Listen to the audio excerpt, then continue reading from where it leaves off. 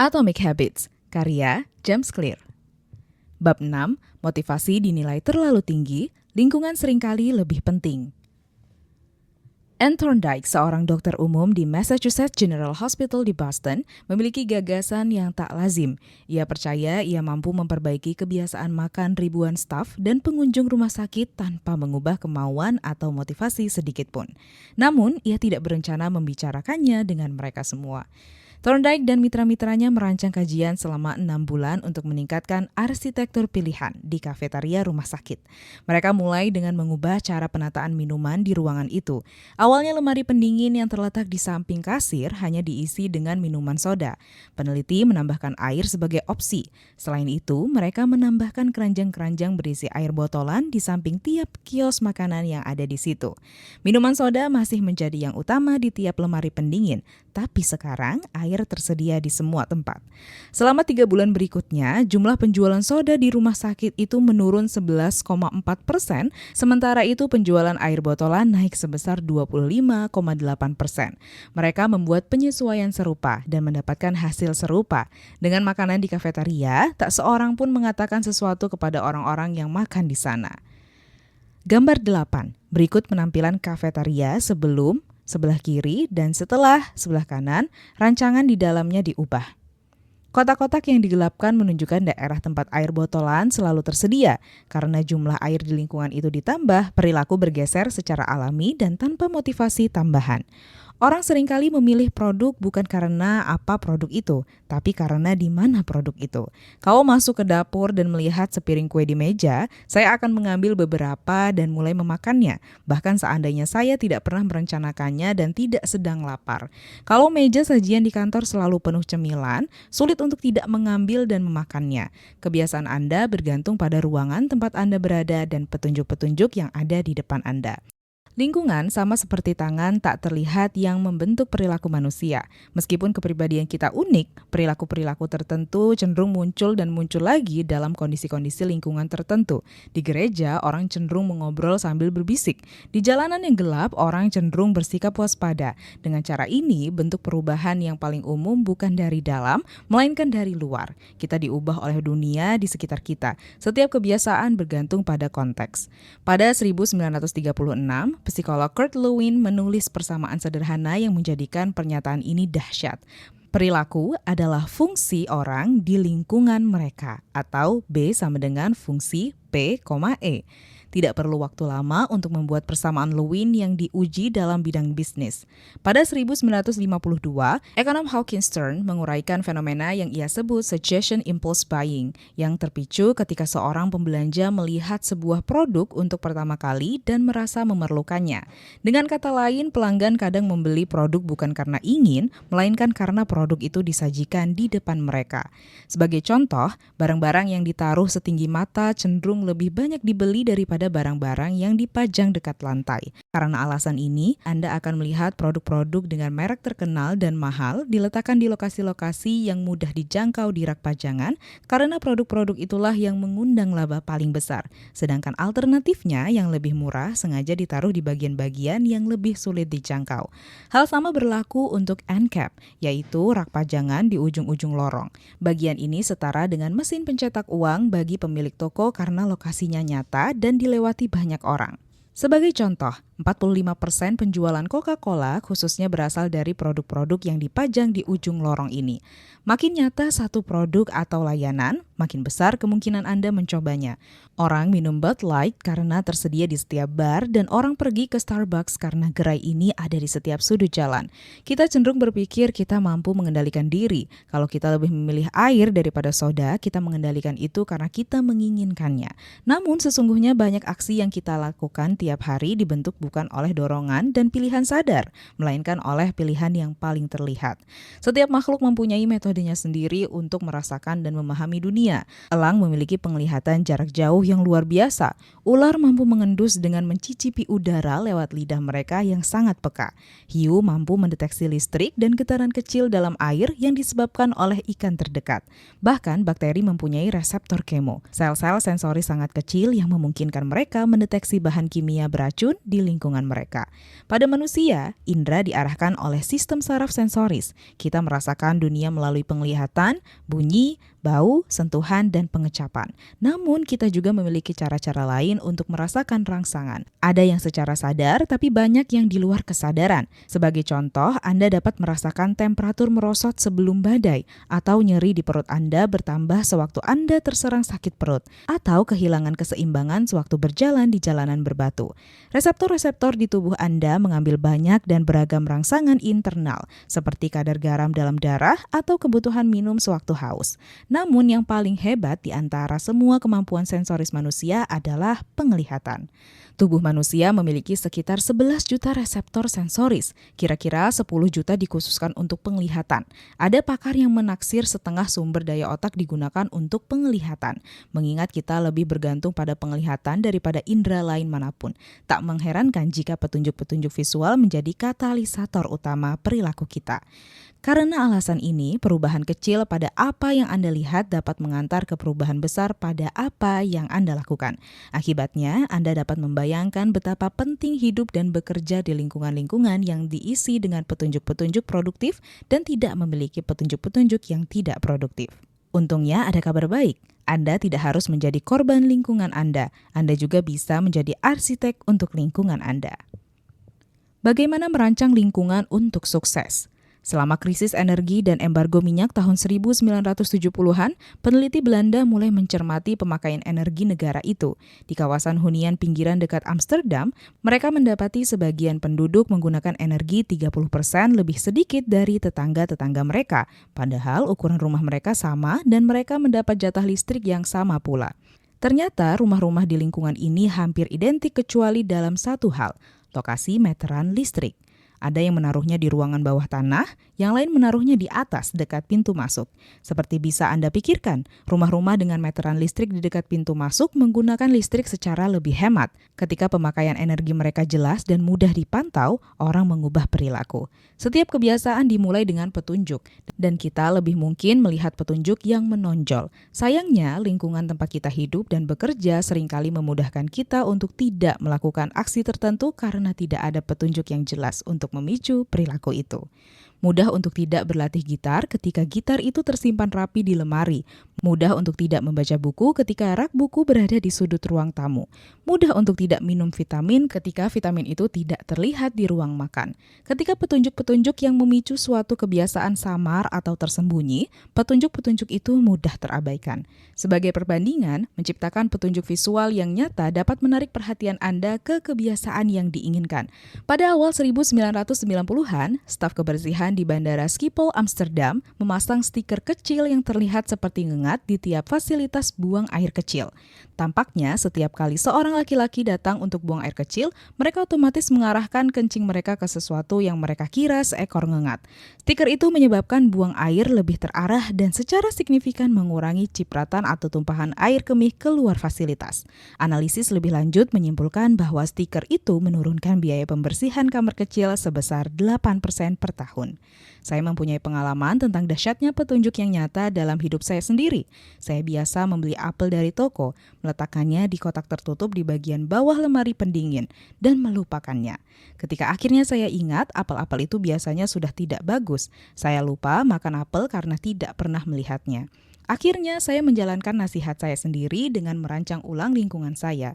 Saya membeli mangkuk buah besar dan menempatkannya di tengah meja makan. Setiap kali membeli apel, saya langsung meletakkannya di situ, di tempat terbuka yang hampir selalu terlihat oleh saya. Hampir seperti ajaib, saya mulai makan beberapa butir apel tiap hari semata karena buah itu terlihat tidak tersembunyi.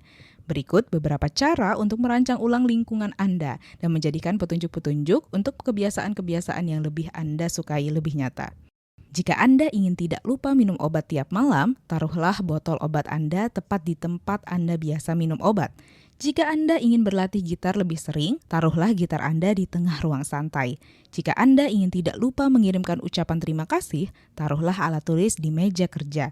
Jika Anda ingin minum air putih lebih banyak, isilah beberapa botol air tiap pagi dan taruh di beberapa tempat di seluruh rumah. Bila ingin menjadikan suatu kebiasaan penting dalam hidup Anda, buatlah petunjuk agar hal itu menonjol di lingkungan Anda. Perilaku yang paling persisten biasanya mempunyai lebih dari satu petunjuk. Bayangkan betapa banyak cara berbeda untuk membuat seorang perokok tergerak untuk mengambil sebatang rokok, mengendarai mobil, melihat seorang teman merokok, merasa stres dalam pekerjaan, dan sebagainya.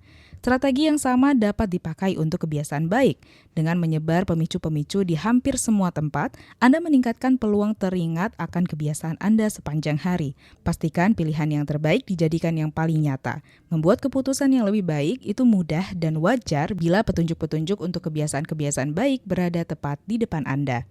Rancangan lingkungan itu mujarab tidak hanya karena pengaruhnya pada cara kita menanggapi dunia, tapi juga karena kita jarang melakukannya. Kebanyakan orang hidup di dunia yang diciptakan orang lain. Namun, Anda dapat mengubah ruang tempat Anda tinggal dan bekerja untuk meningkatkan paparan Anda pada petunjuk-petunjuk positif serta mengurangi paparan Anda pada petunjuk-petunjuk negatif. Rancangan lingkungan memungkinkan Anda mengambil kembali kendali dan menjadi arsitek dalam hidup Anda. Jadilah perancang dunia Anda, tidak hanya sebagai pemakai. Konteks adalah petunjuk. Petunjuk yang memicu kebiasaan yang dapat dimulai dengan sangat spesifik, tapi sejalan dengan waktu kebiasaan Anda menjadi terhubung, tidak dengan satu pemicu saja, tapi dengan konteks keseluruhan di seputar perilaku itu. Sebagai contoh, banyak orang minum lebih banyak dalam situasi-situasi sosial daripada ketika sedang sendirian. Pemicunya jarang berupa petunjuk tunggal, tapi seluruh situasi. Melihat teman-teman Anda minum, mendengarkan musik di bar, melihat bir di botolnya. Kita secara mental memasangkan kebiasaan-kebiasaan kita dengan lokasi-lokasi tempat kebiasaan itu berlangsung, di rumah, di kantor, di sasana kebugaran. Tiap lokasi membangun hubungan dengan kebiasaan-kebiasaan dan rutinitas-rutinitas tertentu. Anda membangun hubungan khusus dengan benda-benda di meja Anda, barang-barang di meja dapur Anda, barang-barang di kamar tidur Anda. Perilaku kita bukan ditentukan oleh benda-benda di lingkungan, melainkan oleh hubungan kita dengan semua itu. Dalam kenyataan, ada baiknya berpikir tentang pengaruh lingkungan pada perilaku Anda. Berhenti berpikir tentang lingkungan yang terisi benda. Mulailah berpikir tentang lingkungan yang terisi dengan hubungan. Berpikirlah dalam konteks bagaimana Anda berinteraksi dengan ruang-ruang di sekitar Anda. Bagi satu orang, sofa adalah tempat ia membaca selama 1 jam tiap malam. Bagi orang lain, sofa adalah tempat ia menonton televisi dan makan semangkuk es krim sepulang kerja. Orang berbeda dapat memiliki kenangan berbeda, dan karena itu kebiasaan berbeda yang dihubungkan dengan tempat sama. Apa kabar baiknya? Anda dapat melatih diri untuk menghubungkan kebiasaan tertentu dengan konteks tertentu pula. Dalam suatu studi, ilmuwan memberi perintah kepada penderita sulit tidur untuk berangkat tidur hanya ketika mereka sudah letih. Jika tak kunjung terlelap, mereka diminta duduk di ruangan berbeda sampai mengantuk. Sejalan dengan waktu, subjek-subjek penelitian mulai menghubungkan konteks tempat tidur mereka dengan aksi tidur. Jadi mereka lebih mudah terlelap ketika naik ke tempat tidur. Otak mereka menjadi tahu bahwa tidur bukan menjelajahi internet dengan ponsel, bukan menonton televisi, bukan memandangi jam dinding, adalah aksi satu-satunya yang berlangsung di ruangan itu. Kekuatan konteks juga memperlihatkan strategi yang penting. Kebiasaan dapat lebih mudah diubah di lingkungan baru. Konteks memudahkan Anda lepas dari pemicu-pemicu dan petunjuk-petunjuk tidak jelas yang mendorong Anda menjalankan kebiasaan-kebiasaan saat ini. Pergilah ke tempat baru, gerai kopi berbeda, duduk di bangku taman, sudut ruangan yang jarang Anda pakai, dan ciptakanlah rutinitas baru di sana. Lebih mudah menghubungkan kebiasaan baru dengan konteks baru daripada membangun kebiasaan baru di hadapan petunjuk-petunjuk yang saling bersaing. Sulit pergi tidur lebih awal jika Anda menonton televisi di kamar tidur tiap malam. Sulit belajar di ruang tengah tanpa teralihkan jika di situ pula Anda selalu bermain video game. Namun jika melangkah keluar dari lingkungan normal Anda meninggalkan bias-bias perilaku yang ada di belakangnya. Anda tidak bergumul melawan petunjuk-petunjuk lingkungan lama yang memungkinkan kebiasaan-kebiasaan baru terbentuk tanpa interupsi. Ingin berpikir lebih kreatif? Pindahlah ke kamar yang lebih besar, ke beranda di puncak bangunan, atau ke gedung dengan arsitektur yang ekspansif. Berhenti dulu bekerja di ruangan yang biasa, yang juga terhubung dengan pola pikir Anda saat ini. Mencoba makan lebih sehat? Sangat mungkin Anda bertindak secara autopilot ketika berbelanja di toko swalayan yang biasa. Cobalah pindah ke swalayan lain. Lebih mudah bagi Anda untuk menghindari makanan tidak sehat ketika otak Anda tidak secara otomatis tahu di mana letaknya di toko yang baru.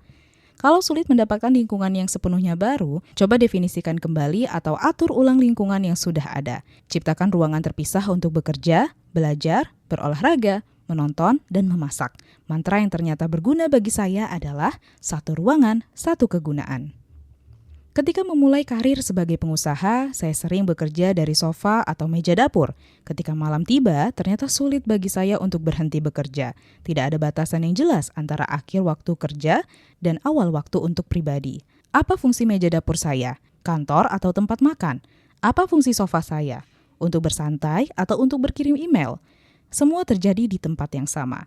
Beberapa tahun kemudian, akhirnya saya mampu pindah ke rumah dengan ruangan terpisah untuk kantor saya. Tiba-tiba bekerja adalah sesuatu yang terjadi di sini, dan kehidupan pribadi adalah sesuatu yang terjadi di luar sana.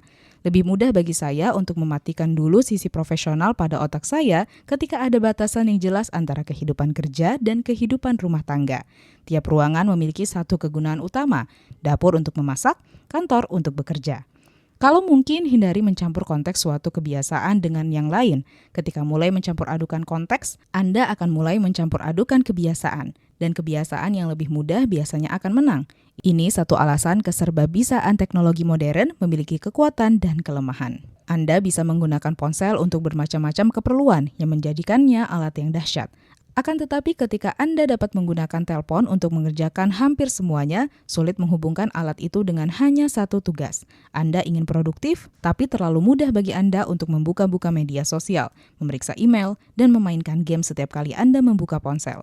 Petunjuk yang diberikan kacau balau. Anda mungkin berpikir Anda tidak mengerti, saya tinggal di New York City. Apartemen saya seukuran ponsel pintar, saya memerlukan tiap ruangan untuk memainkan bermacam-macam peran.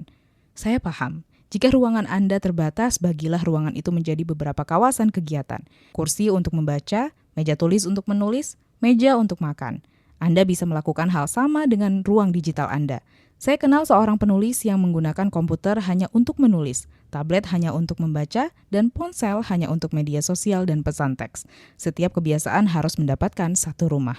Jika Anda mampu mempertahankan strategi ini, tiap konteks akan terhubung dengan satu kebiasaan dan pola pikir. Kebiasaan berkembang dalam situasi-situasi tak terduga seperti ini. Fokus datang secara otomatis ketika Anda sedang duduk di meja kerja. Relaksasi menjadi lebih mudah ketika Anda berada di ruangan yang dirancang untuk tujuan itu.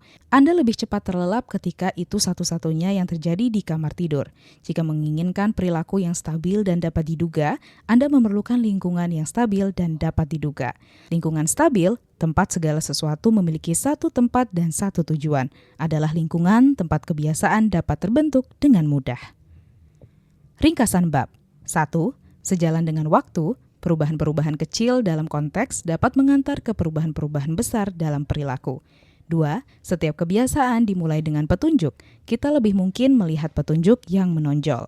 3. Buatlah petunjuk-petunjuk untuk kebiasaan-kebiasaan baik yang menonjol di lingkungan Anda. 4. Secara bertahap, kebiasaan-kebiasaan Anda menjadi terhubung tidak dengan pemicu tunggal, tapi dengan konteks keseluruhan yang melingkupi suatu perilaku. Konteks menjadi petunjuk. Terakhir, lebih mudah membangun kebiasaan baru di lingkungan baru karena Anda tidak bekerja melawan petunjuk-petunjuk lama.